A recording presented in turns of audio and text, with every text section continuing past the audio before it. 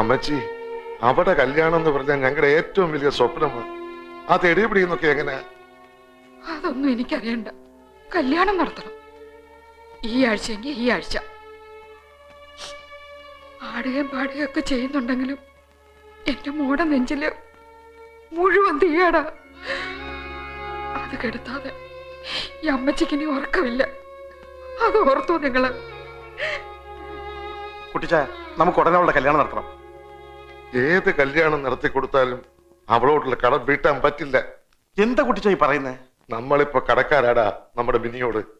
ആ സുധീഷ് കുമാർ അവിടെ ജീവനായിരുന്നു. ആ ജീവൻ ഉപേക്ഷിച്ച് അവൾ ഇവിടെ വന്നത് നമ്മളോടുള്ള സ്നേഹം കൊണ്ടാ. ആ സ്നേഹം നമുക്ക് തിരിച്ചു കൊടുക്കണ്ടേ?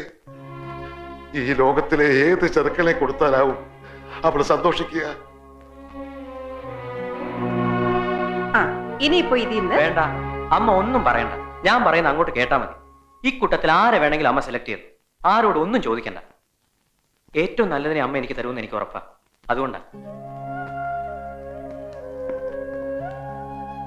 ഇനി വന്നേ, നമുക്ക് രണ്ടുപേർക്കും കൂടി സെലക്ട് ചെയ്യാം. വേണ്ട, സാറ് തന്നെ തീരുമാനിച്ചാൽ മതി. ആ മിനിയെ ഞാൻ കണ്ടിട്ടില്ലല്ലോ. നിങ്ങൾ കണ്ടല്ലേ? അതിനെ പോലുള്ള ആരെങ്കിലും ഇതിലുണ്ടോ നോക്ക്. നമുക്കതിനെ സെലക്ട് ചെയ്യാം. അവന്റെ മനസ്സിൽ ആഴത്തി പതിഞ്ഞു പോയൊരു പെണ്ണാണ് മിനി, അവന്റെ ജീവൻ. ആ അവളെ ത്യജിച്ചവൻ ഇങ്ങോട്ട് ഓടി വന്നത് എന്നോടുള്ള സ്നേഹം കൊണ്ടല്ല, നിന്നോടുള്ള സ്നേഹം കൊണ്ടാ. ആ സ്നേഹം നീ തിരിച്ചു കൊടുക്കുമ്പോ അവളോളം പോരാ, അതിനേക്കാൾ നല്ലതിനെ കൊടുക്കണം. അത് നിന്റെ ബാധ്യതയാണ്. അത് ഓർമ്മ വേണം.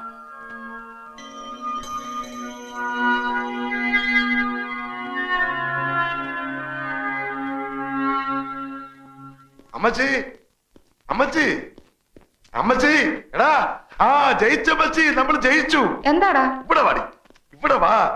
അമ്മച്ചി ആഗ്രഹിച്ചതുപോലെ തന്നെ നമ്മുടെ മിനിക്കുഞ്ചിന്റെ കല്യാണം ഈ ആഴ്ച വേണേൽ ഈ ആഴ്ച തന്നെ നടത്താം. എന്റെ വേളാങ്കണ്ണി മാതാവേ, എല്ലാ പ്രാർത്ഥനയ്ക്കും നേർച്ചകൾക്കും ഒരു ഉത്തരം കിട്ടും. ഫസ്റ്റ് ക്ലാസ് എന്ന് പറഞ്ഞാൽ ഫസ്റ്റ് ക്ലാസ് ഒരു പയ്യൻ. ഏതാടാ കുട്ടപ്പായി പയ്യൻ? ഓ, അതൊക്കെ എന്തിനാ ഇത്ര വിശദമായിട്ട് അറിയുന്നേ? വരുന്നുണ്ടല്ലോ, അപ്പൊ കാണാലോ. പെണ്ണിന് ചെറുക്കനെ ഇഷ്ടപ്പെടും, ചെറുക്കന് പെണ്ണിനെ ഇഷ്ടപ്പെടും. ഒടുവിൽ ഞങ്ങളുടെ രാജകുമാരിക്ക് രാജകുമാരൻ തന്നെ വന്നു.